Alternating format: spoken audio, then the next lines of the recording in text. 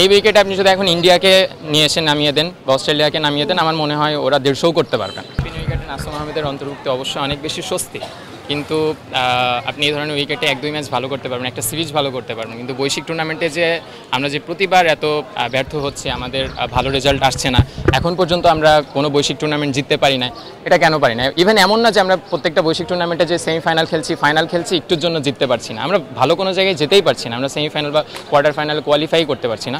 সেই জন্য আমাদের এই বাজে উইকেট খেলাটা ডেফিনেটলি একটা প্রভাব ফেলে। এটা আপনি যদি দেখেন, প্রত্যেকটা দলই কম বেশি কিন্তু হোম অ্যাডভান্টেজ নেয়।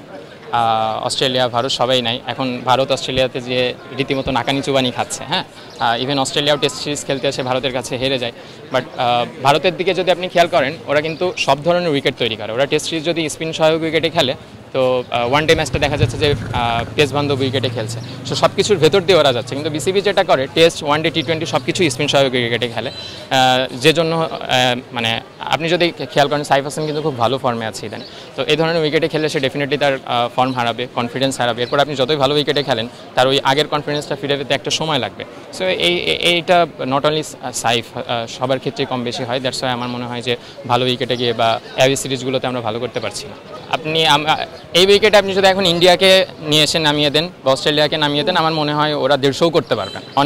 অনেস্টলি স্পিকিং, ওরা 150 করতে পারবেন। বাট বাংলাদেশ যেহেতু এই ধরনের উইকেটে খেলে অভ্যস্ত, যদি একটু ধৈর্য সহকারে ব্যাটসম্যানের দায়িত্ব নিয়ে খেলে, সেক্ষেত্রে 210-20 হতে পারে। বাংলাদেশ আগে ব্যাট করলে, এবং যেটা বললাম, ব্যাটসম্যানরা যদি দায়িত্ব নিয়ে খেলতে পারে, আমাদের 4 জন বিশেষজ্ঞ স্পিনার আছে, মিরাজ, রিশাদ, আজকে নাসুমকে অন্তর্ভুক্ত করা হয়েছে, সাইফও বেশ ভালো বল করে, তানভীর আছে।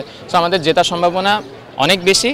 এখন ব্যাটসম্যানদের দায়িত্ব নিয়ে খেলতে হবে। এই ধরনের উইকেটে ওয়েস্ট ইন্ডিজের স্পিনাররাও খুব ভালো করবে, আমাদের স্পিনাররাও খুব ভালো করবে। আপনি যে বল ঘুরালেই এখানে বল ঘুরবে।